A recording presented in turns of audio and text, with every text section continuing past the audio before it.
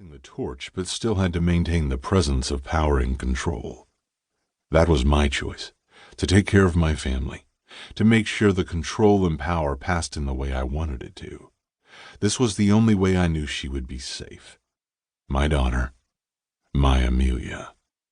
It was a nice thought to think I could change, but I had to sacrifice God's grace for her. It would be my last act as her father. A father who had to step outside the realms of what was normal to do, what he thought was best. "Come in," I called out, templing my fingers and holding my elbows at my sides. The door opened and Marcus came into my office with Lucian and Claudius, his two sons. Marcus Morientz was my oldest friend, and we'd gone through life together, had borne each other's secrets, too many secrets. However, there was one secret he didn't know.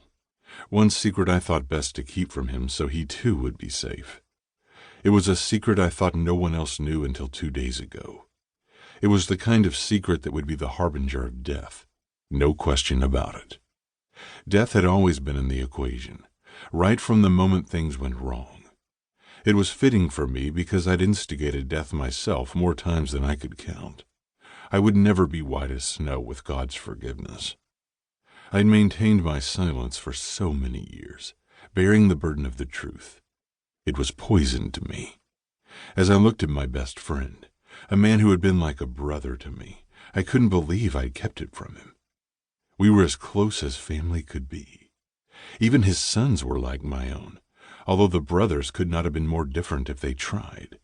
Both were leaders, that was the truth. They both had strong qualities. But there was only one I had in mind for a number of reasons. They sat in the 3 chairs before me, and Marcus smiled as he nodded his head in reverence. "This won't take long," I announced. "We don't have time for any lengthy discussion." "As you wish, Rafe," Marcus replied. Claudius straightened up with that smug look I'd gotten used to over the years. I liked the way he thought I was going to choose him, even though he'd given me no real reason to. Luke, as we called him, on the other hand, sat in a similar fashion to me, with his fingers templed and a contemplative look on his face. He wanted this more than Claudius, and so, "Luke, I choose you," I said, slowly and purposefully. While Marcus looked pleased, Claudius bolted straight up, anger filling his face and turning his pale skin red. It was in these times that I noticed the striking difference between his eyes.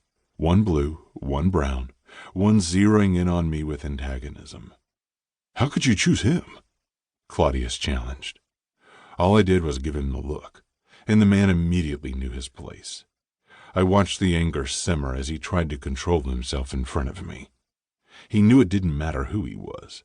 If he challenged me again, he'd end up with a limb missing or dead.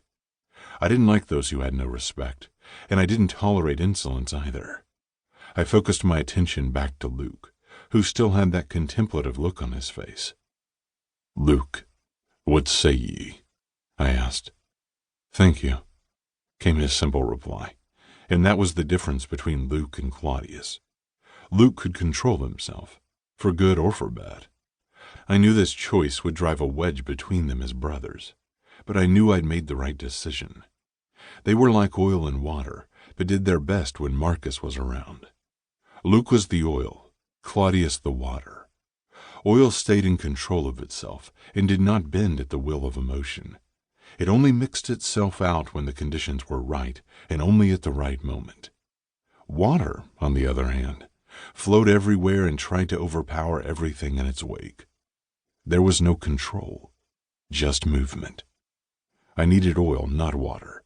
I needed Luke, not Claudius, because when the situation called for it, Luke would take control and do what was necessary. He never failed.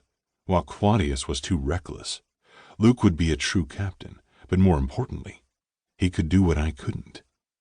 It was a hard thing for a powerful man like myself to accept that I could no longer fulfill my duties in life.